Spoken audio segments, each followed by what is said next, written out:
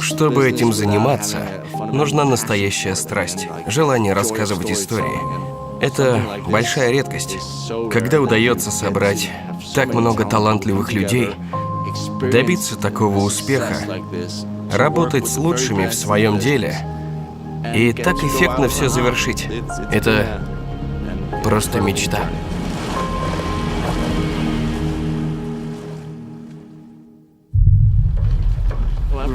Помню мою первую сцену в пилотной серии. Прибытие короля в Винтерфелл. Все в этих большущих костюмах. Помню момент, когда король въезжает верхом на коне, и ему надо с него слезть. Очень сильная сцена.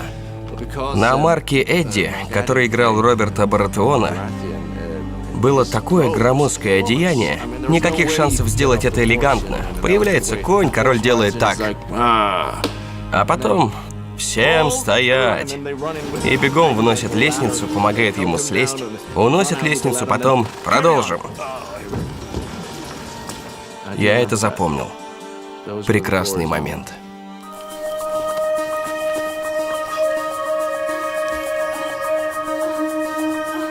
Финальную сцену в первой серии мы сняли в 3 вариантах.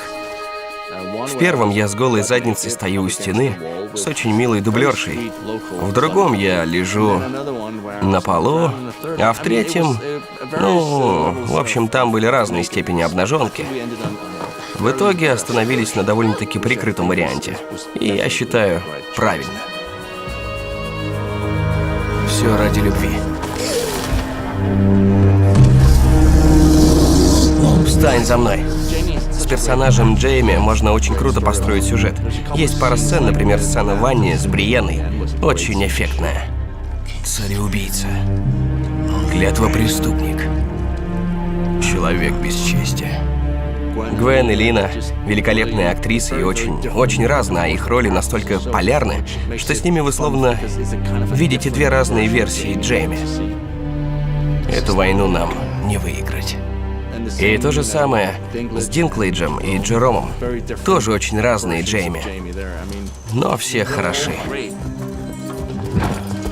Самую классную сцену мы снимали в 7-м сезоне. Это эпизод с атакой на конвой.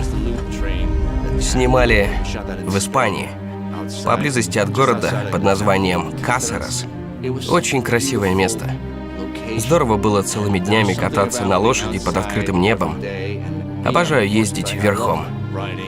С годами сериал разросся, стал очень масштабным. Вряд ли найдется более масштабный проект даже в кино. Просто невероятно. Но в том году в Испании при всем величии сохранялось ощущение камерности. Мне повезло это пережить. Я буду скучать по людям.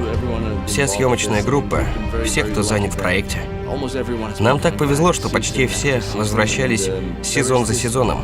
Возникало чувство, что мы создаем что-то особенное.